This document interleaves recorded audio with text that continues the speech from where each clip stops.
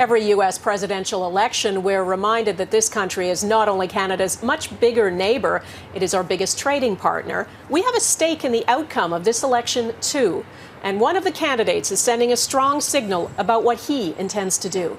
To me, the most beautiful word in the dictionary is tariff. And it's my favorite word. Trump loves tariffs. He says he'll impose 10 to 20% tariffs on all of America's trading partners if he wins. Earlier today, I spoke with Canada's ambassador to the U.S., Kirsten Hillman.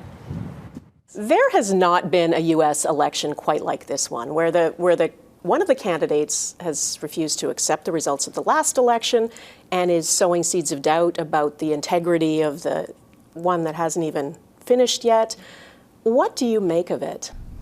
Well, I think, the United States political environment is, as everyone sees, it's quite passionate, it's quite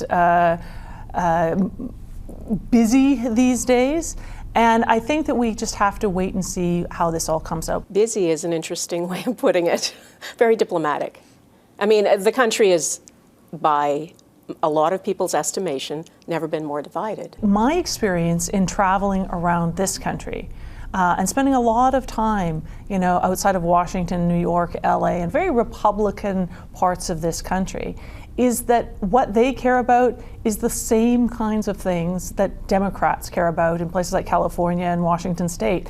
They care about the things that touch their lives. So I actually don't find that at a local level, when you're talking to people, partisanship is such a big deal. Do you think there's more common ground? There is a lot more common ground. We don't know the outcome, of course, but we know what Donald Trump has said he will do. He has said that tariffs is his favorite word, and that he has said he will put in a minimum of 10% tariffs on, it seems, everything. Hard to know, but what would that do to Canada? It would be very difficult for Canada. We have almost $1 trillion in bilateral trade with the Americans every year. So what it's going to do for us is raise prices of our products being sold into the United States. And that isn't good for our businesses that are selling into the United States. But you know what? It's really not good for Americans either. But we have just spent the last 9 months going around the country talking to Republicans, his allies, explaining in specific states and communities what a 10% tariff on Canadian products could mean for them.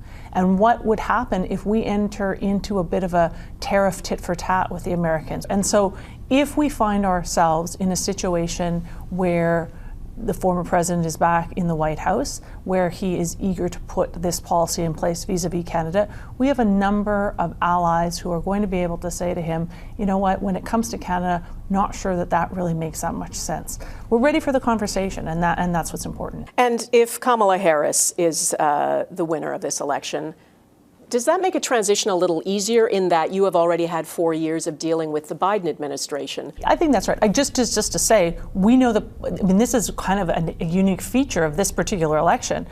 We know the Trump team, we know President Trump, we know the people around him, and we worked with them before, but we've kept up those relationships ever since. And then if we turn to Vice President Harris, of course, we work with her all the time. I have seen her many times here in Washington at events that she has been hosting and has invited Canada to. So we know her and her team very well. So we're kind of have all our bases covered in terms of knowing the individuals and just making sure we keep those relationships strong and effective. All right, Ambassador, thank you so much. Thank you so much for having me.